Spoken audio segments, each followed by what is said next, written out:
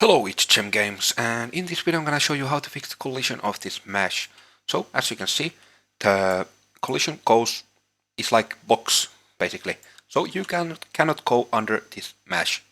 So, how you can fix it? First, you want to go to this show, and you want to make the simple collision visible. After that, you want to go to the collision, and you want to remove collision. Then you want to go to the collision again, and to the add box simplified collision, like that. Then you want to press R key, so you can scale. You want to scale this to the right size, and W to move it, like this. Then you want to press Alt key and move this with your left mouse button. You can see it duplicates it. Then what you want to do, we want to scale it again, so it fits to the poles, like that maybe. Make it a little bit bigger. Okay, let's move it to here. Let's move it like this. Then Alt again, and let's move.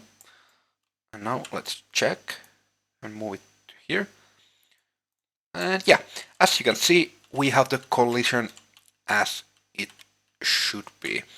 And of course, there are different kind of things you can add. Spheres, capsules, and stuff like that.